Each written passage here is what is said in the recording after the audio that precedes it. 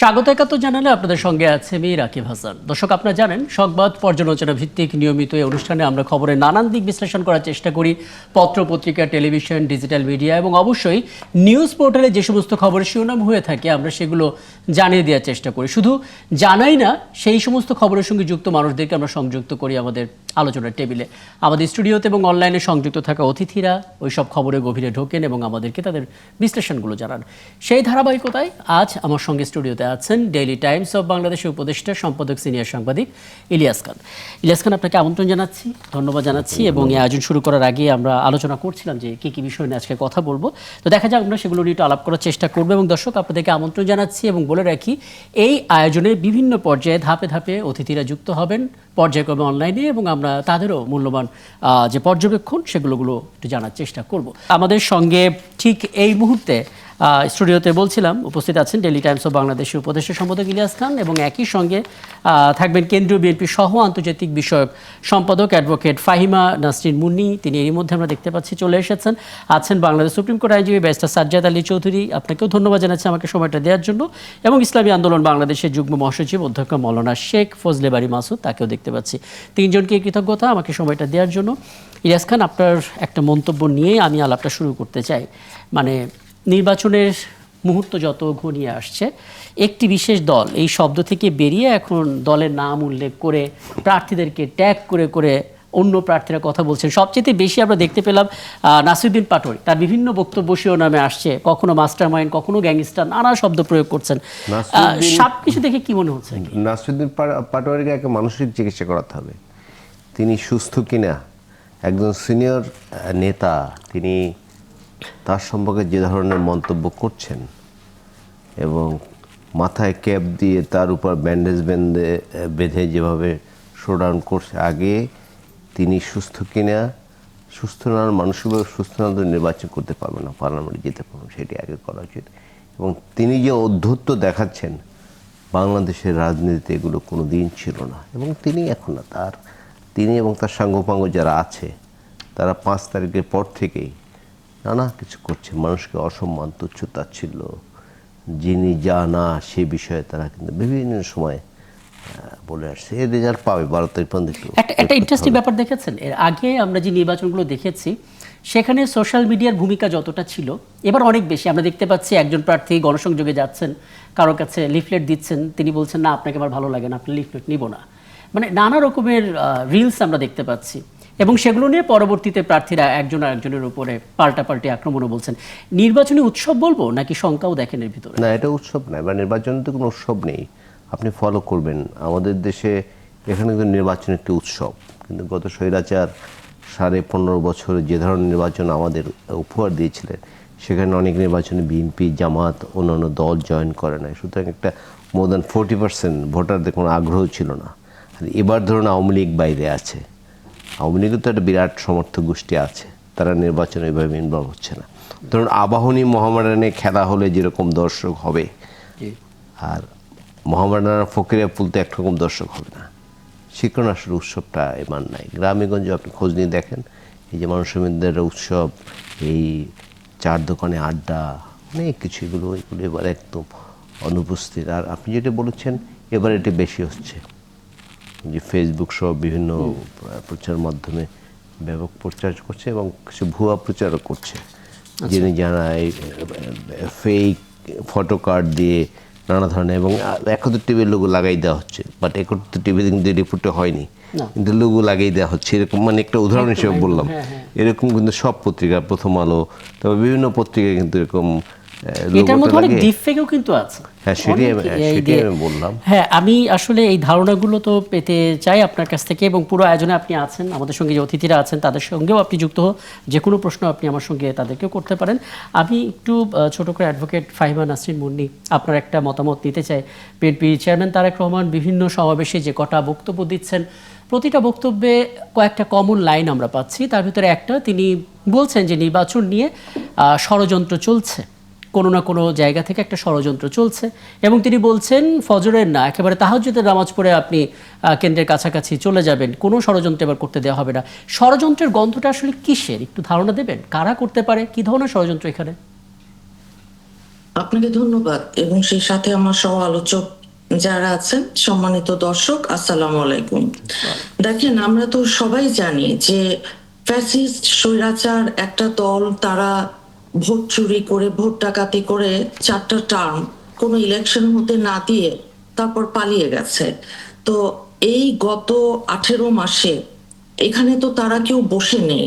এখন তারা তো চাইবে না, কিংবা তার সাথে আরো যারা ভেস্টেড কোয়ার্টার্স আছে, আরো যারা বিভিন্ন ইন্টারেস্টেড পার্টি আছে, যারা মনে করেন এখনই বেশ ভালো তাদের কাছে লাগছে, তারা তো চাইবে না যে 53 বছরে যে রকম থাকেননি, আজকে এসে তারা যখন সেই রকম খুব ভালো একটা অবস্থানে মনে হচ্ছে যেন আছেন, তখন মনে হচ্ছে আমাদের কাছে যে আমরা পোস্টাল ব্যালটে যখন দেখলাম যে সেখানেও আপনার নানান রকম কারসাজি, সেখানেও আপনার একটা দলের বিরুদ্ধে আঙুল উঠেছে, এবং আমরা দেখছি যে একটি দলের বিভিন্ন মহিলারা মানুষের বাসায় গিয়ে আপনার এনআইডি কার্ড নিচ্ছেন, বিকাশ নাম্বার নিচ্ছেন, এবং ওই ভোটার আইডি যেগুলো থাকে আর কি নেয়ার, এগুলো গোপনীয় তথ্য, একটা মানুষের পার্সোনাল ইনফরমেশন নেওয়া উচিত না।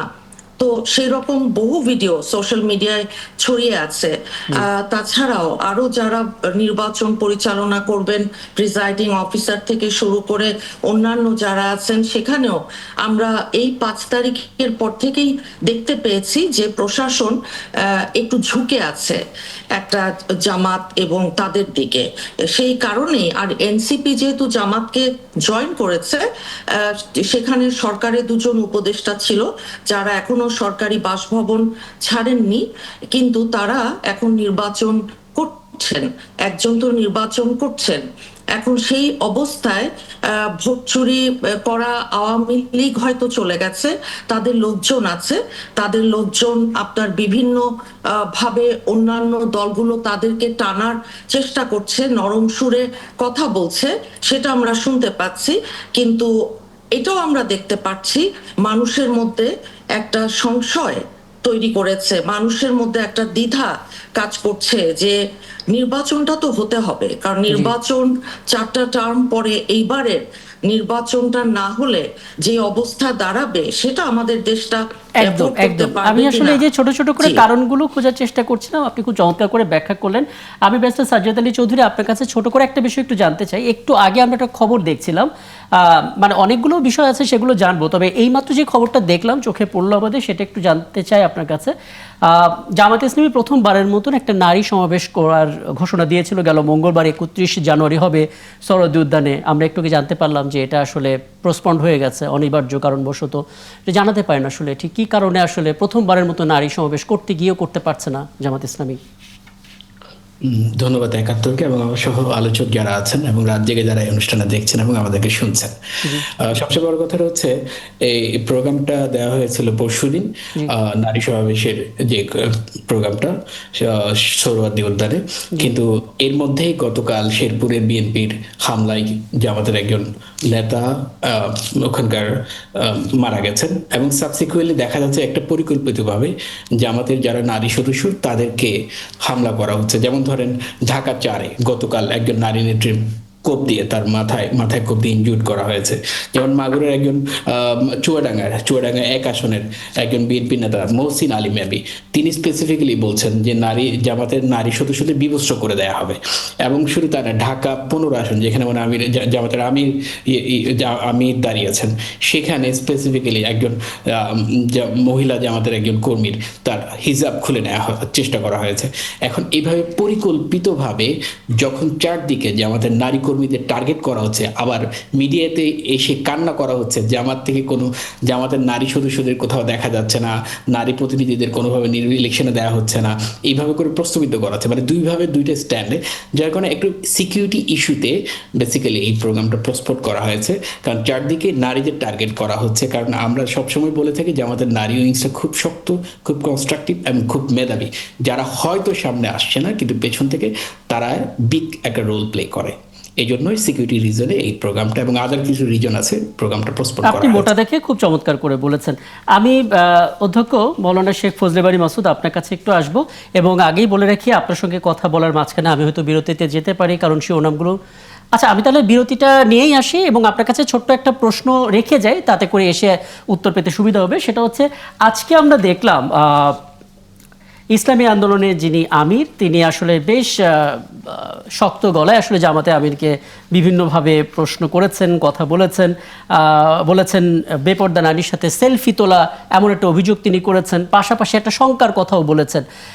এটা নিয়ে একটু আলাপ করার চেষ্টা করব। মানে আমরা ওই প্রোগ্রামে দেখেছিলাম, ওখানে যেই নারী কর্মীরা ছিলেন তাদের অনেকে হিজাবও পরা ছিলেন, কিন্তু তারপরও কেন আসলে বেপর্দা শব্দটা প্রয়োগ করা হচ্ছে, এবং একই সঙ্গে কী ধরনের শঙ্কা আপনারা ফিল করছেন, কোথা থেকে, সেটা একটু জানার চেষ্টা করব বিরতি থেকে ফিরে এসে। দর্শক, আপনারা আছেন একাত্তর জানালে, ছোট্ট একটা বিরতি নিচ্ছি, ফিরছি একটু পর, আমাদের সঙ্গে থাকবেন। শিরোনামগুলো দেখে নিলাম, দু একটি বাদে প্রায় সব গণমাধ্যমেই একই শিরোনামের মধ্যেই আমরা ছিলাম। আমরা অধ্যক্ষ মৌলানা শেখ ফজলে বারী মাসুদ আপনার কাছে আসতে চাই। আপনি বরাবরই যে কোনো প্রশ্নের উত্তর খুব চমৎকার করে ব্যাখ্যা করে আমাদেরকে দেন, সেই জায়গা থেকে দুটো বিষয় একটু জানতে চেয়েছিলাম। প্রথমত বলা হয়েছিল আপনাদের ইসলামী আন্দোলনের যিনি আমির মুফতি রেজাউল করিম, তিনি বলেছিলেন জামাতের আমির বেপর্দা নারীদের সঙ্গে সেলফি তোলে, এরকম নানামুখী বক্তব্য, সাথে আপনারা শঙ্কাও প্রকাশ করেছেন এবং আপনারা বলেছেন আপনাদেরকে ব্যবহার করা হয়েছে। একটু যদি ব্যাখ্যা দিতেন সংক্ষেপে। দেখুন, এখানে কয়েকটা পয়েন্ট নিয়ে এসেছেন, সকলকে প্রথমে ধন্যবাদ জানাচ্ছি। জি। কয়েকটা পয়েন্ট, একটা হলো যেটা আপনি বলেছিলেন, আগে প্রশ্ন রেখে গিয়েছিলেন জি, জি। যে আমাদের আমির বলেছেন, যে জামাতের আমিরের প্রসঙ্গে যে কথাটা বলেছেন, আমাদের আমির যে কথাটা বলেছেন এটা হলো সম্ভবত জামাতের একটা প্রোগ্রাম হয়েছিল মিট দ্য লিডার্স, জি। সম্ভবত এই শিরোনামে। ওই প্রোগ্রামে আমরা দেখেছিলাম যে জামাতের আমির প্রোগ্রাম শেষে বললেন যে এখন ছেলে বন্ধুরা সরে যাও, আমরা বৈষম্য দূর করব, মেয়ে বন্ধুরা আসো। জি। এই কথা বলে তাদেরকে পাশে নিয়ে সেলফি তুললেন। তো এইটার ব্যাপারে আমাদের আমির বলেছেন, এটা কেন বলেছেন আমরা সকলেই বুঝি। বিষয়টা হলো যে পর্দার যে বিধান, এটা কিন্তু আমরা সকলেই জানি এটা ফরজ, ইসলামী শরিয়া মোতাবেক। ফরজ মানে কি? ফরজ অর্থ হলো এটা অত্যাবশ্যকীয়, পালনীয়। আপনি দেখেন, আমাদের রাষ্ট্রের যদি কোনো আইন হয়, রাষ্ট্র কর্তৃক যদি কোনো আইন করা হয়, অত্যাবশ্যকীয় যেগুলি হয় এগুলি কিন্তু পালন করার ক্ষেত্রে আমরা কোনো রকম কার্পণ্য করি না, এবং সেটা করতে হয়। আর যিনি আপনার আমার সৃষ্টিকর্তা, গোটা জাহানের সৃষ্টিকর্তা, তিনি যে বিধান দিয়েছেন এটা অলঙ্ঘনীয়, এটা একজন অ্যাজ এ মুসলিম হিসাবে আমার এটা পালন করতেই হবে। তো সেক্ষেত্রে এটা আমরা মনে করি এটা আমাদের পালনীয়। এক, এখানে আরেকটু সিগনিফিকেন্ট বিষয় বা আরেকটু অতিরিক্ত দর্শনীয় হয়েছে যেটা আমরা মনে করি, জি। সেটা হলো যে ব্যক্তিগতভাবে আমি আর আপনি যদি একটা পর্দার লঙ্ঘন করি, তাহলে সেটা হলো যে আমি ব্যক্তিগতভাবে একটা অন্যায় করলাম। কিন্তু জাতীয় পর্যায়ে জাতীয় কোনো নেতা যখন এটা করেন, তখন কিন্তু এটা প্রমাণ হয়ে যায় যে না, ইসলামে বোধহয় এই জাতীয় কোনো বিধান নেই, বা উনি যেটা করছেন এটাই বোধহয় ইসলাম কর্তৃক প্রদত্ত।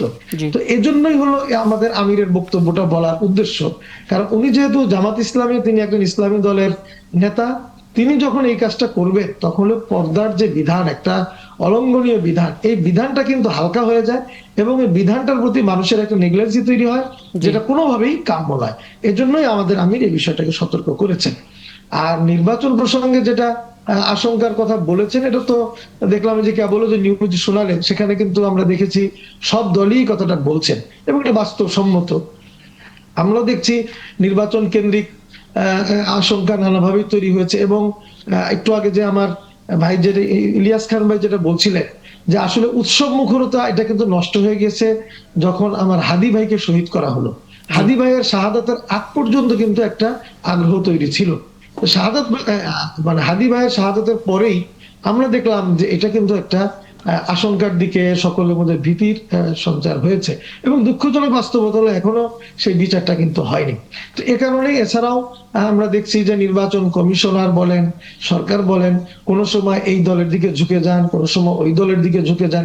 এগুলি আমাদেরকে খুব পীড়া দেয়। বুঝতে পারছি। এবং, আচ্ছা, আমি ওই যে আরেকটা যে তৃতীয় প্রশ্ন যেটা করেছিলাম যে আপনাদেরকে ব্যবহার করা হয়েছে একটা অভিযোগ, এটা আমরা একটু পরে আসি, এই হয়তো দ্বিতীয় বা তৃতীয় বিরতির পরে, তখন নিশ্চয়ই আলাপটা করব। তবে আপনি খুব চমৎকার করে এই দুটা ব্যাখ্যা দিয়েছেন যে এটা আসলে অন্য কোনো সাধারণ মানুষের ক্ষেত্রে হয়তো সাধারণভাবেই দেখা যেত, কিন্তু যেহেতু কাজটা জামাতে আমির, তাকে দায়িত্বশীল জায়গা থেকে সবাই হয়তো তাকে দেখবেন, কাজেই সেই জায়গাটা আপনারা নোট করেছেন। আমি নিশ্চয়ই সাজেদ আলী চৌধুরীর কাছে ব্যাখ্যা জানতে চাইবো, তবে তার আগে ছোট করে আরেকটা বিষয় আপনার কাছে একটু জানতে চাই, শেখ ফজলুল আমিন মাসুদ, মানে এই বক্তব্যের পর নারী ভোটার যারা আছেন আপনাদের, তারা এটা মনে করতে পারেন কিনা যে আপনাদেরকে ভোট দিলে, আপনারা ক্ষমতায় আসলে তাদের জন্য এটা একটা শঙ্কার বিষয় হবে যে তারা আসলে পরিচিত পরিমণ্ডলে কারোর সাথে সেলফি তুলতে পারবেন না, তাতেও এক ধরনের ভয়ভীতি, কি বার্তা না যাচ্ছে? দেখেন, বিষয়টা হলো কি, আমাদের দেশে মুসলমান হলো 92%। জি। আপনি দেখেন বাংলাদেশের সব নাগরিক কি ইসলাম পুরোপুরি ফলো করে? না, করে না। 5 ওয়াক্ত নামাজ কিন্তু ফরজ, সব মানুষ কিন্তু ফলো করে না। তো সেক্ষেত্রে আপনি ইসলামটাকে কে কতটুকু ফলো করবে সেটা দায় দায়িত্ব তার, এবং সে পরকালে সেটা জবাবদিহি করবে। ইসলাম বলেছে লা ইউকাল্লিফুল্লাহু নাফসান ইল্লা বুসআহা। আল্লাহ তাআলা বলেছেন যে আমি কাউকে শরিয়া পালনের ক্ষেত্রে আপনার বা শরিয়ার ক্ষেত্রে অমুসলিম বা অন্যদেরকে আল্লাহ তাআলা বাধ্য করেন না। আল্লাহ তাআলা বলেছেন ফামান শাআ ফালইউমিন ওয়া মান শাআ ফালইয়াকফুর। আল্লাহ তাআলা ইসলামের বিধান দিয়ে দিয়েছেন, কেউ মানতে পারে, কেউ না মানতে পারে, এটা কোনো ব্যাপার, এটা ব্যাপার, কিন্তু এটা তার দায়, এটা সরকারের দায় নয়। তো সেক্ষেত্রে ইসলামী আন্দোলন বাংলাদেশ যদি ক্ষমতায় যায়, কেউ যদি শরিয়া মানে সেটা তার ব্যাপার, সেও যদি শরিয়া লঙ্ঘন করে এটা তার ব্যাপার, সে পরকালে জবাবদিহি করবে। এজন্য ইসলামী আন্দোলন বাংলাদেশকে যে কাউকে বাধ্য করবে, বিষয়টা কিন্তু এমন নয়। একদম পরিষ্কার। আমি হ্যাঁ, তার মানে জোর জবরদস্তি আপনারা করবেন না। সেক্ষেত্রে ছোট করে একটা বিষয়, জোর জবরদস্তি হ্যাঁ, ইসলাম করবে না। হ্যাঁ, আপনারা তো বলছিলেন যে শরিয়া আইন বাস্তবায়ন করবেন, তো সেক্ষেত্রে যদি আসলে সেই শরিয়া আইনের মধ্যে থেকে কেউ যদি হয়তো পুরোপুরি সেটা ফলো করতে না পারেন, শরিয়া আইন অনুসারে কি কোনো শাস্তির বিধান থাকবে? দেখেন, শরিয়া আইন কিন্তু বাংলাদেশে আমাদের অধিকাংশ মানুষই কিন্তু ফলো করে, কেউ কিছু করে, কেউ বেশি করে। আমি কিন্তু আগেও এখানে বলেছি কিনা, যেমন আমি যে আজকে এশার নামাজটা পড়েছি, এটা কিন্তু শরিয়া আইনের ভিত্তিতেই পড়েছি। সামনে রোজা আসতেছে, আমি রোজা রাখবো, এটাও কিন্তু শরিয়া আইন। আমাদের দেশে শরিয়া আইন কিন্তু শুধু আমাদের দেশে না, ইউরোপ আমেরিকাতেও তো মানুষ নামাজ পড়ে, রোজা রাখে, শরিয়া আইন কিন্তু আমরা পালন করছি। কাজেই শরিয়া আইন নিয়ে খুব ভয়ের কিছু নেই। ইসলামী আন্দোলন বাংলাদেশ, আমরা যেটা বলি, কোরআন সুন্নাহর আলোকে শরিয়া আইনের ভিত্তিতে আমরা একটি জনপ্রত্যাশার বাংলাদেশ করতে চাই। আচ্ছা, তাহলে এটা তাহলে এভাবে আমরা তাহলে ধরে নিতে পারি, যদি ভুল হয় আপনি একটু সংশোধন করবেন, যে আপনারা যদি ক্ষমতায় আসেন, তাহলে আপনারা জোর জবরদস্তি করে শরিয়া আইন বাস্তবায়ন করবেন না, ধাপে ধাপে মানুষকে উৎসাহিত করবেন কিংবা অভ্যস্ত করবেন, তাই তো? না, শরিয়া আইন আসলে কোনো সময় ধাপে ধাপে না। আমাদের টার্গেটটা হলো শরিয়া আইনটা কেন বলি, আমি লাস্ট লাইনটা বলতেছিলাম যে শরিয়া আইনের আলোকে আমরা করতে চাই। কেন? শরিয়া আইনই একমাত্র অপরাপর সকল ধর্ম এবং নাগরিকের অধিকারটা প্রতিষ্ঠা করে। এবং সবচাইতে বড় যে জিনিস, আমাদের দেশে যে করাপশনটা রয়েছে, দুর্নীতি, এই দুর্নীতিটা কিন্তু আমাদের প্রচলিত আইন দ্বারা কিন্তু আমরা এখনো সেটা বন্ধ করতে পারিনি। আমরা মনে করি শরিয়া আইন যদি এটা প্রতিষ্ঠিত হয় এবং শরিয়া আইনের একটা সাইডটা সকল দিক যদি আমরা বাস্তবায়ন করতে পারি, মানুষের অধিকার যখন প্রতিষ্ঠা হবে, তখন কিন্তু দুর্নীতিটা আমাদের থেকে বিদায় নিতে সে বাধ্য হবে ইনশাআল্লাহ। এজন্যই আমরা একদম পরিষ্কার করে আপনি বলেছেন, বরাবরের মতো যেভাবে আপনি ব্যাখ্যা দেন চমৎকার করে সেটাই দিলেন। আমি একটু ব্যারিস্টার সাজেদ আলী চৌধুরী আপনার কাছ থেকে ছোট কয়েকটা মন্তব্যটি জেনে নিতে চাই। প্রথমত, আপনারা আসলে যেগুলো চান, দুর্নীতি কমুক, উন্নয়ন বাড়ুক, একেবারে অপরাধগুলো কমে আসুক, হুবহু একই জিনিস আসলে ইসলামী আন্দোলন চায়। এবং শরিয়া আইনের যে ব্যাখ্যাটা তারা দিলেন যে এখানে জোর জবরদস্তি নাই, এটা তো জামাতে ইসলামেরও বক্তব্য, তারাও আসলে জোর জবরদস্তি নাই। কিন্তু মুশকিল হচ্ছে যখন কিছু কিছু বক্তব্য এরকম সমাবেশ থেকে আসে, ভোটারদের মধ্যে তো প্রভাব ফেলে। জামাতে আমির এবং সেলফি তোলা খুবই সাধারণ একটা ঘটনা, সাধারণ একটা বক্তব্য, কিন্তু এটা যখন মানুষের কানে পৌঁছাবে, প্রান্তিক অঞ্চলে একটা ন্যারেটিভ তো তৈরি হবে। কোনো ব্যাখ্যা কি দিতে পারেন, যেহেতু তিনি দলটির একটা আমির, এত বড় দলের? ধন্যবাদ। জামাত ইসলামের ইসলাম নিয়ে আর জামাতের আমিরের পর্দা নিয়ে ওনারা যে পরিমাণ টানাটানি শুরু করেছেন, কি যে অবস্থা হবে আমি সেটাই ভাবছি। এখন ওনাদের ইন্টেনশনটা আসলে ক্লিয়ার না। ওনারা কি ইসলামী মাইন্ড নিয়ে সংশোধনের জন্য বলছেন নাকি পচানোর জন্য বলছেন, এটাই হচ্ছে মূল ইস্যু। এখন ওনারা যারা বলছেন ওনারা ওনাদের নিজেদের বউদের ক্ষেত্রেও কি এটা সেম মেনটেন করতে পারেন?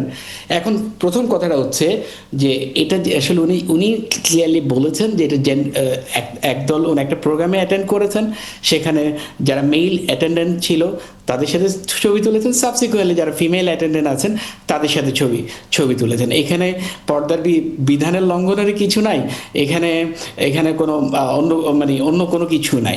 বেসিক্যালি জেন্ডার ডিসক্রিমিনেশন ইস্যুতে উনি বলেছেন স্পেসিফিকলি আপনাদের সাথে ছবি তোলা হয়েছে, সাবসিকুয়েন্টলি মেয়েরা আসুক আপনাদের সাথে ছবি তুলবো। এগুলো আসলে হচ্ছে মানুষকে পচানোর জন্য, ছোট করার জন্য কিছু শব্দ চয়নে তো আর কোনো বাধা নেই, কোনো আইনও নাই, সেজন্য এই কথাগুলো বলা। আর সবচেয়ে বড় কথা হচ্ছে শরিয়া আইনের যে কথাটা বলছেন, জামাত ইসলামী বাংলাদেশে রাজনীতি করছে বাংলাদেশের স্বাধীনতাকে মেনে নিয়ে, বাংলাদেশের সংবিধানকে মেনে নিয়ে, বাংলাদেশের এক্সিস্টিং সমস্ত আইনগুলোকে ধারণ করে, যার কারণে এখানে সেই আইনগুলোই প্রিভেল করবে।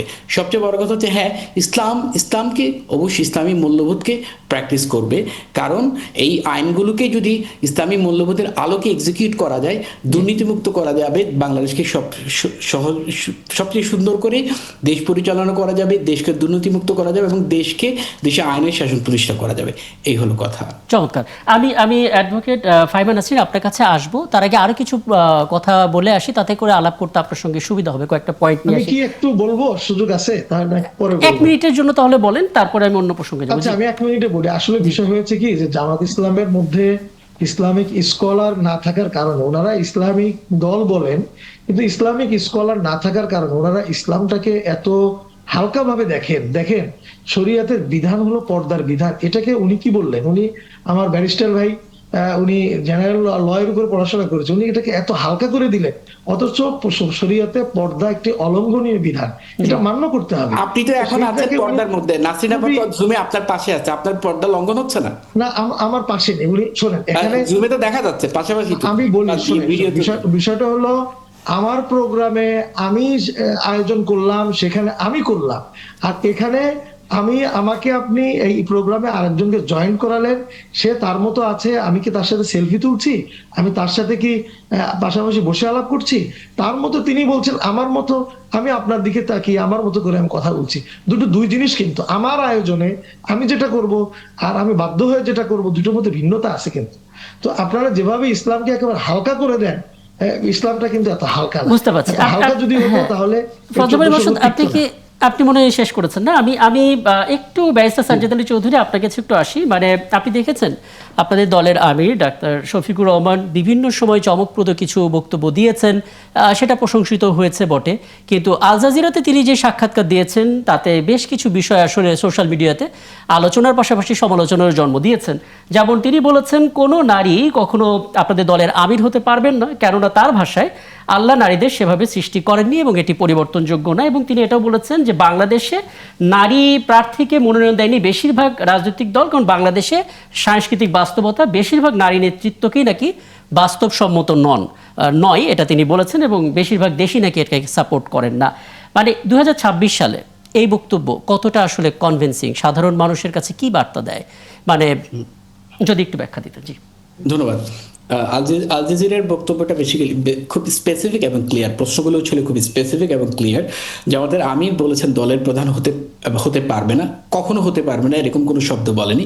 যে উনি যেহেতু একটা আল্লাহর আইনের কথা বলেছেন, যেহেতু মেয়েদের কিছু শর্টকামিং এর কথা বলেছেন, বাট কখনো হতে পারবে না এরকম কোনো কথা বলেনি। সাবসিকুয়েন্টলি উনি বলেনি যে বাংলাদেশের কখনো কোনো মেয়ে প্রধানমন্ত্রী হতে পারবে না, এরকম কোনো শব্দ বলেনি। সবচেয়ে বড় যে কথাটা হচ্ছে নারী সংসদ মনোনয়নের কথা, যে কথাটা আসলো সে কথাটা এইরকম, উনি বলেছেন যে আমরা প্রিপেয়ার্ড হচ্ছি, we are preparing ourself for the next upcoming election or next election.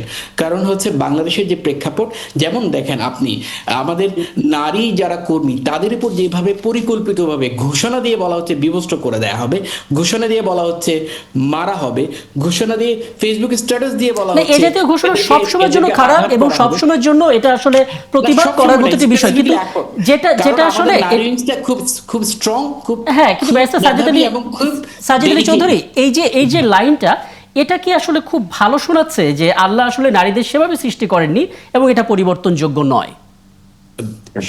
এই যে কথাটা আপনি বলছেন সেটা হচ্ছে সেটা স্পেসিফিক্যালি উনি বলেছেন পরিবর্তনযোগ্য নয়, যেটা আল্লাহর কোরআনের আয়াতে, কোরআনের হাদিসে যেটা আছে স্পেসিফিক্যালি উনি কথাটাই বলেছেন। কিন্তু তার মানে তিনি বলেননি যে নারী নেতৃত্ব কখনো উপরের দিকে আসতে পারবেননি, উনি স্পেসিফিক্যালি বলেননি। আপকামিং আমরা প্রিপারেশন নিচ্ছি, নেক্সট যখন আমাদের দলের নেতৃত্ব এভাবে কোয়ালিফাইড হবে তখন অবশ্যই তারা লিড করবে, এবং তারা অলরেডি লিড করছে দলের বিভিন্ন পর্যায়ে। আপনি বলছেন, আমার একটি প্রশ্ন আছে ভাই, আপনি বলছেন যে আপনাদের দলের নারী যে শাখাটি আছে সেটি খুব শক্তিশালী, এর মধ্যে কোনো যোগ্য মানুষ পাননি নমিনেশন দেওয়ার জন্য? যোগ্য মানুষ পাওয়ার ইস্যুটা হচ্ছে, ধরেন এখন আপনারা নারী প্রার্থী নিয়ে কথা বলছেন, আচ্ছা ধরে নিলাম আমরা 300 আসনে নারী প্রার্থী দিলাম বা বিএনপি 300 আসন নারী প্রার্থী দিল। এখন নারী প্রার্থী দেওয়ার পরে আপনি ডোমেস্টিক ভায়োলেন্স কি বর্তমানে যে বাংলাদেশের প্রেক্ষাপট, আপনারা 50টা আসন সংরক্ষিত আসন রাখলেন, গত 52 বছর এই সংবিধানের বয়স, আপনারা বাংলাদেশের ডোমেস্টিক ভায়োলেন্স, কালেকটিভ ভায়োলেন্স, এই যে ভায়োলেন্স, মানুষের মেয়েদের নিরাপত্তা, এগুলিকে এনশিওর করতে পেরেছেন? নারী প্রতিনিধি দিয়ে, আমি কথাটা শেষ করি প্লিজ, নারী প্রতিনিধি দিয়ে দেওয়া মানে এই না যে আমি এগুলো এনশিওর করতে পারছি। আমার কথাটা হচ্ছে নারীরা, আর সবচেয়ে বড় কথা, এই প্রশ্নটা যখন করা হয় তখন আমার মনে হয় যে এই প্রশ্নটা করছে সেই সবচেয়ে বেশি বৈষম্য করছে। আপনারা নারী, একজন মানুষকে নারী ভাববার আগে তাকে মানুষ ভাবেন। কারণ আমরা যারা বাইরে পড়ালেখা করে তাদের কিন্তু জেন্ডার ডিসক্রিমিনেশন বলা শব্দটি ইউজ করা হয়, নারী বৈষম্যর কথাটা কখনো বলা হয় না। এই নারী শব্দটা যখন বলা হয় তখন জেন্ডার, তখনই বৈষম্যটা বলা। আগে একজন নারীকে মানুষ হিসেবে দেখেন। মুশকিল হচ্ছে আমরা নারীকে মানুষ হিসেবে দেখছি, কিন্তু মানুষ হিসেবে বারবার আসলে পুরুষ প্রার্থীকে দেখছি আর কি, চলে আসবে। জি হ্যাঁ, না মানে আমরা নারীকেও মানুষ হিসেবে দেখছি, পুরুষকে মানুষ হিসেবে দেখছি, কন্ট্রাডিক্টরি হলো না? আপনি মানুষ হিসেবে দেখছেন বাট আপনি তাকে নারী চিন্তা করে নমিনেশন দিচ্ছেন না, একটু নারী চিন্তা করে নমিনেশন দিচ্ছে না। জামাত ইসলামী হচ্ছে একটা ক্যাডার ভিত্তিক সংগঠন, সেখানে একটা মানুষ যখন প্রান্তিক অবস্থান থেকে উপরের লেভেলে যখন আসবে তাকে অবশ্যই, ইভেন তো সেটা যদি আমি হই, সবগুলো সিঁড়ি এবং ধাপ শেষ করে ওই জায়গায় আসতে হবে। এখানে বুঝতে পারছি, তার মানে প্রস্তুতির একটা পর্ব থাকে, সেই প্রস্তুতির পর্বটা পার হচ্ছে। আর সবচেয়ে বড় কথা হচ্ছে জামাত কিন্তু জুলাই সনদে স্বাক্ষর করেছে, যেখানে বলা আছে 5% হারে যতদিন যাবে ততদিন এটা বাড়ানো হবে এবং সর্বোচ্চ 15% পর্যন্ত এটা ইনক্রিজ করা হবে। একদম জামাত ইসলামী একমত এবং লিখিত স্বাক্ষর করেছে। ব্যারিস্টার সাজ্জাদ আলী চৌধুরী, আপনাকে বিশেষ ধন্যবাদ যে আপনি আসলে টু দা পয়েন্টে পুরো জিনিসটা আপনার জায়গা থেকে সর্বোচ্চ চেষ্টা করছেন ব্যাখ্যা দিতে, এবং ঠিক একই কাজটি করেছেন শেখ ফজলে বারী মাসুদ, এবং এই দুজনের কাছ থেকে যে সমস্ত পয়েন্টগুলো পেয়েছি সেগুলো নিয়ে অ্যাডভোকেট ফাইমা নাসরিন মুন্নি আপনার কাছে আমি আসবো, এবং দুঃখ প্রকাশ করছি কারণ একটা বিরতিতে যেতেই হচ্ছে, কিন্তু বিরতি থেকে ফিরে এসে আপনার কাছ থেকে আমরা পুরো বিষয়টা নিয়ে যতটুকু পারা যায় একটু ব্যাখ্যা জানার চেষ্টা করব বিএনপির দৃষ্টিকোণ থেকে। দর্শক, আমরা আরও একটা বিরতি নিচ্ছি, 71 জার্নালে ফিরছি, একটু পর আমাদের সঙ্গে থাকবেন। আমরা জার্নালে আবারও নির্ধারিত আলোচনায় ফিরছি। অ্যাডভোকেট ফাইমা নাসরিন মুন্নি, অনেকগুলো বিষয় আপনি শুনছিলেন আমাদের অন্যান্য আলোচকের কাছ থেকে। প্রথমত, নারীদের সঙ্গে বেপর্দা নারী বলা হয়েছে, তাদের সঙ্গে সেলফি তোলা, এটা শরিয়া আইনের খেলাপ, এবং সেটাও এক ধরনের সমালোচনা করা হয়েছে, যদিও জামাত ইসলামীর আমির বলেই এই প্রশ্নটা উঠেছে। একই সঙ্গে ব্যারিস্টার সাজ্জাদ আলী তিনিও একটা ব্যাখ্যা দেওয়ার চেষ্টা করলেন যে জামাতের আমির তিনি আল জাজিরার সাক্ষাৎকারে একটা কথা বলেছিলেন যে নারীদের সেভাবে সৃষ্টি করা হয়নি এবং এটা পরিবর্তনযোগ্য নয়, কোন ইস্যুতে নারীরা কখনো জামাতের আমির হতে পারবে কিনা, এবং নানামুখী বিষয় আসলে এখানে উঠে এসেছে। কি বলবেন আসলে? আমি ওনাদের জামাতের কয়েকজনের, ওনারা যে ধর্মকে রাজনীতির সাথে মিলিয়ে ফেলেছে, ধর্মকে রাজনীতির সাথে মিশিয়ে সেখান থেকে ফায়দা নেওয়ার চেষ্টা করছে, কয়েকটা স্টেটমেন্ট ওনাদের উদ্ধৃত করা কয়েকটা বাণী আছে, সেগুলো একটু পড়ি তাহলে বোধহয় সুবিধা হবে। সিরাজগঞ্জের সেক্রেটারি বলেছেন আওয়ামী লীগের যারা পালিয়ে চলে গেছে তাদের স্ত্রীর প্রতি জামাতের হক আছে। জামাতে ইসলাম এই ধরনের কথাবার্তা যে দাঁড়িপাল্লায় ভোট না দিলে জাহান্নামে যাবেন মাসুদ পারভেজ, গ্রামে মহিলা জামায়াতের তালিম, মৃত্যুর পর প্রথম প্রশ্ন কোন মার্কায় ভোট দিয়েছেন, আর বেহেশতে যাবেন, জান্নাতে যাবেন, ভোট দিলে জান্নাতে যাবেন, দাঁড়িপাল্লায় ভোট দিলে ভূমিকম্পে জানমাল রক্ষা পাবে। তো এইরকম অসংখ্য কথাই আছে। আসল কথাটা হচ্ছে কি, জামাত কখনোই নারী বান্ধব কোনো দল নয়। কারণ তারা যেই কথা বলেছে, আমাদের এই দেশটা এটা একটা পিতৃতান্ত্রিক সমাজ, এ কথা সত্যি। বাংলাদেশের যে আর্থ সামাজিক অবস্থা, রাজনৈতিক যে প্রেক্ষাপট, অর্থনৈতিক, নারীদের যে ভূমিকা, সবকিছু মিলিয়ে আমাদের দেশে আজকে জনসংখ্যার অর্ধেক হচ্ছে নারী। সামনে যে প্রায় 13 কোটি ভোটার, তার মধ্যে 6 কোটির বেশি হচ্ছে নারী ভোটার। এখন আগামী 12ই ফেব্রুয়ারি নির্বাচনে অংশ নিতে যাওয়া 12.5 কোটির বেশি ভোটারের মধ্যে এই অর্ধেক নারী তৃণমূল থেকে শুরু করে যারা আমরা আছি, আমার তো মনে হয় না যে নারীরা জামাতকে ভোট দেবে। কারণ হচ্ছে যে 5 ঘন্টা কর্মঘণ্টা, 8 ঘন্টা কাজের দরকার নেই, 5 ঘন্টা করলেই হবে। ওনারা তো এখনই নারীদেরকে ঘরে ঢুকিয়ে দিচ্ছে। এখন নির্বাচনের পরে আপনার ধর্ম নিয়ে আলোচনা, নারীদের এই যে জমায়েত বা নারীদের তালিম, তারা যেটা নারীদের বিভিন্ন রকম প্রচারে অভিযোগ যেটা তাদের বিরুদ্ধে উঠছে, এটা কিন্তু ধর্মকে ব্যবহার না করলে আমরা এত কথা বলতাম না। আমরা দেখেছি বিভিন্ন জায়গায় যে তারা যাচ্ছে, কি কথাবার্তা তারা বলছে। এখন বললে বলবে অপপ্রচার, না অপপ্রচার নয়। বিকাশ নাম্বার চাচ্ছেন, এনআইডি চাচ্ছেন, নোয়াখালী 5 আসনের প্রচারণা, এগুলো পত্র পত্রিকায় আসা খবর, আমি যেটা বলছি।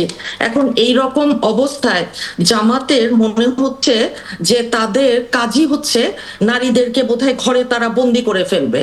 এখন এই রকম একটা প্রতিকূল পরিস্থিতিতে তো বাংলাদেশের নারীরা যেতে চাইবে না। কারণ এখন তো ধর্ম এটা যার যার মনের ব্যাপার। এখন ধর্ম এবং রাজনীতি, জামাতে ইসলামী, এখন জামাতে ইসলাম মানে তো ভাই ইসলাম নয়।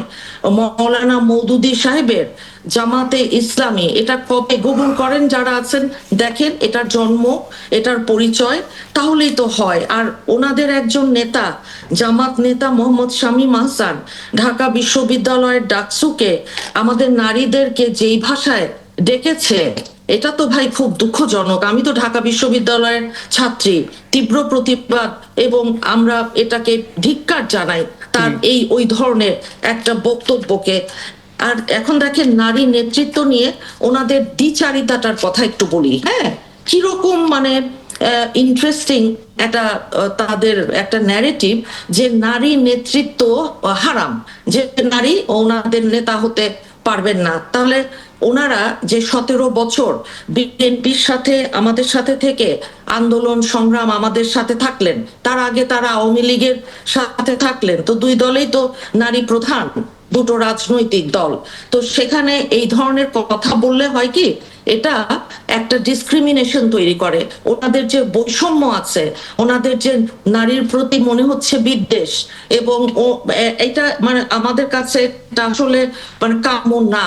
এই কারণেই আমার মনে হয় যে তারা হয়তো বা আসলে সংবিধান বদলে দিবে, যে তারা হয়তো বা আসলে আমাদের নারীদের আরো কিভাবে যতভাবে আপনার ঘরের মধ্যে রাখা যায়, কাজকর্ম না করে, আমি তো লয়ার, কোর্টে যাওয়া যাবে না, বাইরে বের হবেন না, মানে নানান রকম।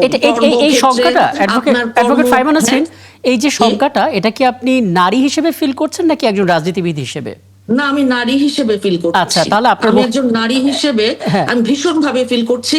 বহু নারীরা এই প্রশ্নটা আমাকে করেন, বলে যে আচ্ছা আপা, তাহলে আমরা কি করব, পরে কি আমরা বের হতে পারবো?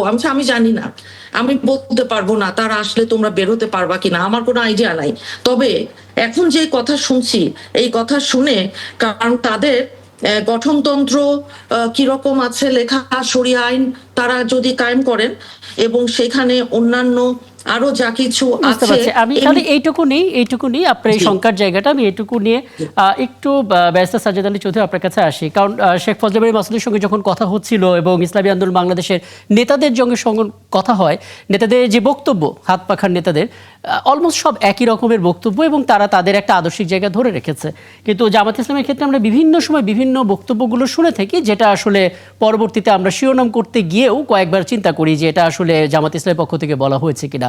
যেমন জান্নাতের টিকিট শব্দ কিংবা কবরের প্রশ্ন, মৃত্যুর পরবর্তী প্রশ্নে একটা থাকবে ভোট কিসে দিয়েছেন, হ্যাঁ নানা বিষয়গুলো আসছে, যেটা আসলে কখনো ডাক্তার শফিকুর রহমান যেভাবে বক্তব্য দেন তার সাথে মেলে না, মানে এটা একটা সাংঘর্ষিক হয়ে যায়। দ্বিতীয় যে বিষয়টা অ্যাডভোকেট ফাইবার নাসরিন মুন্নি বলেছেন, এই বিষয়টা আজকে আমরা সোশ্যাল মিডিয়াতে কমেন্ট সেকশনও দেখছিলাম যে জুলাই আন্দোলন যখন হচ্ছিল তখন কোন নারী আসলে হিজাব নিয়ে আন্দোলনে নেমেছেন এটা নিয়ে কেউ মানে চিন্তা করেনি। শুধুমাত্র একটা স্বৈরাচার পতন করতে হবে এই ম্যান্ডেট নিয়ে, এই উদ্দেশ্য নিয়ে তারা ফিল্ডে নেমেছে। এখন কেন এগুলো নির্বাচনের মাঠে সবার আগে আসছে, যদি একটু সংক্ষেপে ব্যাখ্যা দিতেন। ধন্যবাদ। আচ্ছা, মানে আমি আসলে মাঝে মাঝে নিজেই খুব পিটি ফিল করি নিজের প্রতি, যখন এই নারী বিষয়ে এত প্রশ্নের উত্তর দিতে হয়। আচ্ছা, নারী বিষয়ে যখন এত প্রশ্ন আসে, মিডিয়া বা সবাই কেন জিজ্ঞেস করে না একজন নারীকে কেন বিধবা করা হচ্ছে? এই প্রশ্ন তো আসতেছে না। সারাদিনই তো কোথাও এটা নিয়ে আলোচনা দেখছি না। একজন মানুষকে যখন মেরে ফেলছে তার ওয়াইফ তো বিধবা হয়ে যাচ্ছে, এই প্রশ্ন তো কেউ করছে না। একজন নারীর উপর কেন হামলা হচ্ছে এই প্রশ্ন কেন কেউ করছে না। শুধু তাই না, একজন নারীর সাথে কেন ডিসক্রিমিনেশন করা হয় সমাজের প্রতিটা ক্ষেত্রে, এই কথাটা কেন বলে না। শুধু তাই না, একজন নারী এবং পুরুষ এর মধ্যে যে একটা তফাৎ তৈরি করা হচ্ছে প্রতিনিয়ত, এই প্রশ্ন কেউ করে না। শুধু আসে কি জামাত ইসলামী নারীর প্রতিনিধি কেন দেয়নি, জামাত ইসলামী নারীদের নিয়ে কি কি কি কি ইস্যু আছে, এইগুলো নেগেটিভলি অ্যাপ্রোচ করা। নারীদের যে কর্মঘণ্টার কথা বলা হচ্ছে, সে কর্মঘণ্টার কথা কখন বলা হচ্ছে? যখন একজন নারীকে মাত্র 6 মাসের জন্য লিভ দেওয়া হয় তার প্রেগনেন্সি পিরিয়ডে। এখন এই প্রেগনেন্সি পিরিয়ডে যখন একটা ভদ্রমহিলা, তারপরে তো 6 মাস পরে তো তার ব্রেস্ট ফিডিং টাইম থাকে, তার এরপরে তো আরো 2 বছর 2.5 বছর তার ব্রেস্ট ফিডিং করাতে হয় বাচ্চাকে। এই সময়ের জন্য বলা হয়েছে যে 5 ঘন্টা 5 ঘন্টা এটা তো পরে বলা হয়েছে। আমরা যখন প্রথম বক্তব্য শুনলাম তখন এটা ছিল না, কিন্তু এই পয়েন্টে পরবর্তীতে অ্যাড করা হয়েছে। একটু আগে যখন আমাদের ইলিয়াস খান ভাই বলছেন যে ফটো কার্ড ইস্যু আছে, নিউজগুলোকে টুইস্ট করা হয়। এখন নিউজগুলো যখন টুইস্ট করা হয় তখন তো আসলে আমরা জানি না। যেমন ধরেন শেরপুরে যে মারা যাওয়ার পরে বলা হলো কি বিএনপি সাইফুল ইসলাম নামে একজন মারা গেল। পরে সেই সাইফুল ইসলাম নিজেকে জীবিত প্রমাণ করার জন্য ফেসবুকে আসলো, লাইভ করলো যে না আমি মারা যাইনি, আমি জীবিত আছি। এইভাবে করে আপনি খুব চমৎকার করে বলছেন এবং এর সাথে আমি একমত। কারণ এরকম মিসকনসেপশন এবং ছোট ছোট করে কেটে নানামুখী বিভ্রান্তি ছড়ানো, এটা এখন একটা কালচার হয়ে গেছে, যেটা আমরা ফ্যাক্ট চেক করে এবং সঠিক তথ্য তুলে আনার চেষ্টা করি। কিন্তু মুশকিল হচ্ছে জামাতে আমির ওই বক্তব্যটা আনকাট, অনেকেই দেখেছেন, তিনি স্পষ্ট করে বলেছিলেন বোধহয় যে নারীদের 5 ঘন্টা ক্ষমতায় গেলে করে দেওয়া। হ্যাঁ 5 ঘন্টা, এটা এই মেন্টালিটি মাথায় রেখে বলে। সবচেয়ে বড় কথা হচ্ছে আমাদের লেবার ল যেগুলো আছে সব জায়গায় নারীদেরকে বিভিন্নভাবে করে সুযোগ দেওয়ার কথা বলা আছে। আরেকটা কথা বললেন জান্নাতের টিকিট, মৃত্যুর পরে ভোটের কথা, এগুলো হচ্ছে জ্ঞানের সীমাবদ্ধতার কারণে কিছু কথা বলে। একজন তারেক রহমান যে ল্যাঙ্গুয়েজে কথা বলবে, যে প্রান্তিক অঞ্চলে যে কৃষক বা ইউনিয়ন পরিষদের যে নেতা, তার ল্যাঙ্গুয়েজ, তার ভাষা জ্ঞান সেম হবে না কখনো। তখন যখন এই কথাটা মিডিয়া আসে তখন কিন্তু ডিফারেন্ট ভাবে মিন করে। আসলে এটা হচ্ছে জ্ঞানের গভীরতা, জ্ঞানের সীমাবদ্ধতা এবং ভাষার যে পরিধি, সেটা লেকিংস এর কারণে এইভাবে কথা। এটা কি বলা হয়েছে না হয়নি? কোনটা? আপনি যে বলেন ধরুন আমাদের সীমাবদ্ধতা, কিন্তু এই যে বলা হয়েছে ভেস্টের টিকিট, এগুলো কি তাহলে বানানো? আমি মনে করি আমি নিজেও শুনেছি এবং আমি খুব এমব্রেসড শব্দটা হচ্ছে, আমি নিজেও কয়েকজনকে শোকজও করা হয়েছে বোধহয়। হ্যাঁ, কারণ হচ্ছে এভাবে সে বলে কিভাবে দলের কোনো ডিসিশন অবশ্যই না, দল থেকে কোনো নির্দেশনা অবশ্যই না। এগুলো যারা বলে তারা নিজ দায়িত্ব বলে, জ্ঞানের সীমাবদ্ধতার জন্য বলে। এইটা হচ্ছে তাদের। বুঝতে পারছি। আমি একটা বিরতিতে যাব, একটা প্রশ্ন একটু করে রেখে যাই, মানে এই জাতীয় বিষয়গুলো এখন কেন আলোচনায় আসে? কারণ 5 আগস্টে যেটা ঘটে গেল, তারপর থেকে বোঝা গেল তরুণরা ভীষণ রকম রাজনীতি সচেতন এবং সোশ্যাল মিডিয়া এখন অনেক বেশি প্রভাব বিস্তার করে ফেলে। কাজে প্রান্তিক অঞ্চলে কোন নেতা কোন কথা বললেন সেটা নিয়ে আসলে ট্রল হয়ে যায় এবং ওই নেতার রাজনৈতিক কেরিয়ারের উপরে সেটা একটা বড় ধরনের নেতিবাচক প্রভাব ফেলে, যে কারণে সেগুলো বলা। আমি একটা বিরতিতে যাচ্ছি, ফিরে এসে শেখ ফজলে বাড়ি মাসুদ আপনার কাছে এটা জানার চেষ্টা করব, আপনাদেরকে ব্যবহার করা হয়েছে, এরকম একটা বক্তব্য দিয়েছেন। ব্যবহার করা হয়েছে বটে, কিন্তু কতটা ক্ষতি হয়েছে আপনারা কি ঘুরে দাঁড়াতে পারছেন? কতটা আশাবাদ তৈরি হচ্ছে নির্বাচনের মাঠে? আলাপ করব একটা বিরতির পর ফিরে এসে। দর্শক, আপনারা আছেন 71 জানালে, ছোট্ট একটা বিরতি নিয়ে ফিরছি, আমাদের সঙ্গে থাকবেন।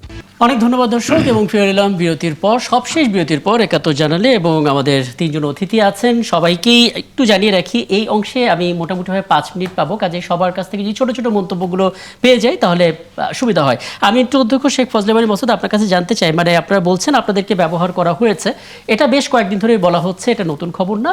যেটা জানতে চাই আসলে ব্যবহার করার পর আপনারা ক্ষতিগ্রস্ত হয়েছেন কিনা, যেই সময়টা এখন পার করছেন, কি মনে হচ্ছে আসলে নির্বাচনের মাঠে কতটা দাপটের সঙ্গে আপনারা আছেন, ভোটারদেরকে কতটা আকৃষ্ট করতে পারছেন? না, আমাদের তো এই সমঝোতা করতে গিয়ে কিছুটা সময় কিলিং হয়েছে, জি। এবং যে কারণে আমাদের সংগঠনের বেশ একটা ক্ষতি হয়েছে, এতে কোনো সন্দেহ নেই।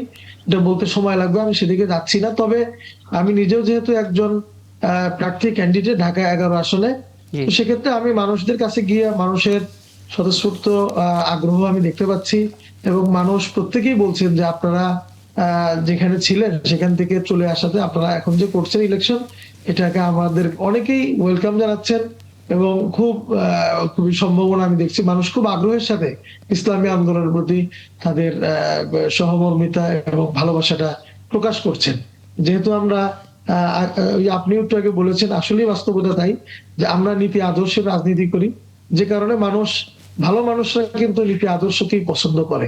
যে কারণে আমরা দেখেছি, আমি গণসংযোগে যখন যাচ্ছি, আমি অনেক সময় নিজেও আবেগাপ্লুত হয়ে যাই যে একজন বয়োজ্যেষ্ঠ মানুষ বসে আছে, সে উঠে আসছে আমার সাথে মন আঁকা করতে, কোলাকুলি করতে। তো আমি আচ্ছা। বলছি যে ভাই আপনি বসেন, এরপরেও তাদের যে তার মানে আবেগ এবং যে ভালোবাসাটা, ভাইব্রেশনটা আপনারা পাচ্ছেন ভোটারদের কাছ থেকে, আপনারা কিছুটা হলো আশাবাদী, তাই তো? অবশ্যই আশাবাদী। জি। দেখা যাক ইনশাআল্লাহ। আমি বাকি আল্লাহ আমি হাফেজ। হ্যাঁ, শুভকামনা আপনার জন্য। আমি একটু ব্যস্ত সাজ্জাদ আলী চৌধুরী, আপনার কাছে একটু জানতে চাই, মানে জামাতের যারা সিনিয়র নেতারা আছেন তারা বেশ হিসেব করে, ধীরে সুস্থে, বাছাই করে করে বক্তব্য দিচ্ছেন, শুনতে বেশ ভালো লাগছে। আপনারা দলের যিনি আমির ডাক্তার শফিকুর রহমান নারীদের জন্য সান্ধ্যকালীন বাস সেবা চালু করবে, সেই কথাটাও বলেছেন, আশাবাদ তৈরি করছে বটে। মুশকিল হচ্ছে জামাত যে একটা 11 দলীয় জোট তৈরি করেছেন, সেখানে এনসিপি যারা সিনিয়র নেতারা আছেন, যারা প্রার্থী হয়েছেন, নাসিরউদ্দিন পাটোয়ারির মতো অনেকেই, তারা কিন্তু বেশ কিছু মানে উত্তেজক বক্তব্য দিচ্ছেন, গ্যাংস্টার, তারপর আরো মাস্টারমাইন্ড, নানা শব্দ প্রয়োগ করছেন। মানে 11 দলীয় জোটের কি দায় নিবে আসলে এই জাতীয় বক্তব্যগুলো? কারণ মানুষ তো সমালোচনা করছে অনেকে। ধন্যবাদ। আসলে এটা একটা এই ক্রমান্বয়ে এটা এই পর্যায়ে চলে যাচ্ছে। প্রথমে কিন্তু এরকম ছিল না। দেখেন, মানে আজকে হাদিকে কিন্তু তাকে যে জায়গায় গিয়ে প্রথমবার ডিম মারা হয়েছে, সেই জায়গায় কিন্তু হাদিকে ময়লা পানি মারা হয়েছিল। আর সবচেয়ে বড় কথা হচ্ছে, তাকেও বিভিন্ন জায়গায় হ্যারাসমেন্ট করা হচ্ছে। একটা মানুষ যখন হ্যারাসমেন্টের শিকার হয়, তার শব্দ তখন থেমে থাকবে না, এটা তখন একটা অস্ত্রে পরিণত হয়। নানা কিছু বলছে, হ্যারাসমেন্ট আগে থেকে বলা মানে হচ্ছে। আমরা কিন্তু দেখছিলাম, আমরা কাউন্ট করছিলাম যে ঘটনা ঘটার আগে থেকেই চলছিল আসলে। হ্যাঁ, সে আগে থেকে হয়তো আক্রমণাত্মক কথা বলে, এটা মানে আমরা ধরে নিচ্ছি তরুণদের ক্ষেত্রে হয়তো মেজাজটা একটু চড়া থাকে, কারণ তারা প্রতিক্রিয়াশীল হয়ে থাকে, কিন্তু যেহেতু তারা ধীরে ধীরে পরিণত হচ্ছে, হয়তো সেটা ঠিকও হয়ে যাবে। কিন্তু এখন তো নির্বাচনকালীন মৌসুম, এখন তো একটা ভুল বার্তা যাবে। আপনাদের দলের থেকে আসলে কোনো মেসেজ দেওয়া হচ্ছে কিনা? অবশ্যই আমাদের কথাটা হচ্ছে সংবেদনশীল থাকা প্রয়োজন, নিজেকে সংযত করা প্রয়োজন। দেখেন, আমাদের কিন্তু শেরপুরে এবং বিভিন্ন জায়গায় এত অকারেন্সের পরে যে আমার থেকে কিন্তু খুব শান্ত প্রতিক্রিয়া দেখানো হচ্ছে, এবং খুব নিজেদেরকে কন্ট্রোল করে প্রতিক্রিয়া দেখানো হচ্ছে। কারণ হচ্ছে দিন শেষে তারই আসনে যিনি মির্জা আব্বাস আছেন, তিনি হচ্ছেন একজন বর্ষিয়ান নেতা, তিনি একজন সিনিয়র নেতা, অবশ্যই এটা স্বীকার করতে হবে। এবং সবচেয়ে বড় কথা হচ্ছে, বিএনপি জামাত একটা লম্বা সময় শোষণের শিকার হয়েছে, বঞ্চনার শিকার হয়েছে, নির্যাতনের শিকার হয়েছে। বাংলাদেশে সেই রাজনৈতিক পরিবেশ আবার ফিরে না আসুক, যেখানে একজন রাজনৈতিক নেতা আরেকজন রাজনৈতিক নেতার শত্রু পরিণত হয়। বরং একদম আপনি আপনার জায়গাতে স্পষ্ট করেছেন। হ্যাঁ, সময় থাকলে আর একটা দীর্ঘ করতাম। আপনার বক্তব্য আপনি একদম স্পষ্ট করেছেন। আমি সবশেষ অ্যাডভোকেট ফাইবা নাসরিন মুন্নি আপনার কাছে একটু মন্তব্য নিতে চাই। একটা সাধারণ মানুষের শঙ্কার কথা আপনি বলছিলেন, দিন শেষে একটা নির্বাচন ভীষণ রকম জরুরি, কারণ এই নির্বাচন যদি কোনো কারণে ভণ্ডুল হয়ে যায়, পরিস্থিতি সত্যিকার অর্থে নিয়ন্ত্রণের বাইরে চলে যাবে। আপনার কি মনে হচ্ছে কতটুকু আসলে সেই সহনশীলতা জায়গাটা আছে এবং কতটুকু দেখতে পাচ্ছেন সংক্ষেপে? আসলে জায়গাটা যেরকমই দেখতে পাচ্ছি, প্রয়োজন হচ্ছে নির্বাচনটাকে হতে দেয়া, কারণ তা না হলে আবারও বলি, বাংলাদেশের সামনে যা আসবে, উই ক্যান্ট অ্যাফোর্ড দ্যাট। আর একটা নির্বাচন, 4টা নির্বাচনের পরে বাংলাদেশের মানুষ আমরা যখন মুখিয়ে আছি, এখন নির্বাচনকে প্রশ্নবিদ্ধ করতে উত্তেজনা সৃষ্টি করা হচ্ছে বলেছেন আমাদের নেতা সালাউদ্দিন সাহেব। তো আমরা সেটাই মনে করি যে এখন এমন কোনো কর্নার, এমন কেউ কারো কোনো অন্য এজেন্ডা আপনার ফুলফিল করবার আসলে সময় না। সময় একটাই, বাংলাদেশের স্বাধীনতা এবং সার্বভৌমত্ব রক্ষা করবার জন্য নির্বাচন এবং ভোট, গণতন্ত্রের এই মহাসড়কে উঠবার জন্য নির্বাচনটা সুষ্ঠু এবং নিরপেক্ষ হতে হবে। এই বলে আমি শেরপুরের একটু বলবো। শেরপুরের যে ঘটনাটা ঘটেছে, আমার ভাই বলেছেন এটা খুব দুঃখজনক একটা ঘটনা, কিন্তু হয় কি, একটা দল কেন শুরুতেই সবগুলো চেয়ার আপনার দখল করে রেখেছিল এবং লাঠি সোটা জড়ো করেছিল, এটার সুষ্ঠু তদন্ত হতে হবে। আর এখানের ভিডিও আছে একটা 56 মিনিটের, আমি রিকোয়েস্ট করব সবাই, আমরা অনেকেই দেখেছি, আপনারাও দেখবেন, যেখানে দেখবেন যে জামাতের কর্মীরা কিন্তু ঘটনাস্থল থেকে বেশ দূরে অবস্থান করছিল এবং উত্তেজিত বিএনপি নেতা কর্মীদের সামনে অবস্থান জেনেও তারা কিন্তু ওই বেশ অনেকটা পথ পার হয়ে তারপর সামনে এসে সংঘবদ্ধ হয়ে ঘটনাস্থলে উপস্থিত হয়েছিল। যখন বিএনপির আমাদের যে প্রার্থী, উনি বারবার রিকোয়েস্ট করছিলেন যে প্লিজ এসেন না, আর্মি পুলিশের পক্ষ থেকেও বারংবার অনুরোধ করা হয়েছিল, কিন্তু তাদের নেতা প্রকাশ্যেই হ্যাঁ, আমরা আসলে শেরপুর ঘটনাটা আলাপ করেছি এবং এটা স্পষ্ট যে একটা একটু বলতে হলো, কারণ হ্যাঁ। এটা আমার, হ্যাঁ এটা আমরা শুনছি। আর নারীদের বেলায় শেষ একটা কথা বলি, যে যেহেতু আমিও নারী, যে একটু আমরা তো ভয়, ভীতি, শঙ্কা, দ্বিধা সবই কাজ করছে আমাদের মধ্যে। তো আমরা আশা করব বাংলাদেশ সামনের দিকে যাবে, পেছন দিকে না। এই যে প্রত্যাশা, এটা নিয়েই আপনাদের বক্তব্য শেষ করলাম। এবং সবশেষ ইলিয়াস খান, আপনার একটা মন্তব্য নিয়ে শেষ করতে চাই। মানে আমার নির্বাচনের একটাই সময় মন্তব্য। ঘনিয়ে আসছে, শঙ্কা এখন কত নানা সংকট, নানা সমস্যা আছে, বাট নির্বাচনের কোনো বিকল্প নেই। না। কারণ আমরা জানি যে দীর্ঘদিন ধরে মানুষ ভোট দিতে পারে না, তারা একটু ভোট দিতে চায়, এবং নির্বাচন না হওয়ার কারণে কিন্তু নানা সংকটের সৃষ্টি হয়েছে, লুটপাট হয়েছে, মানুষ গুম হয়েছে, নানা কিছু ঘটেছে।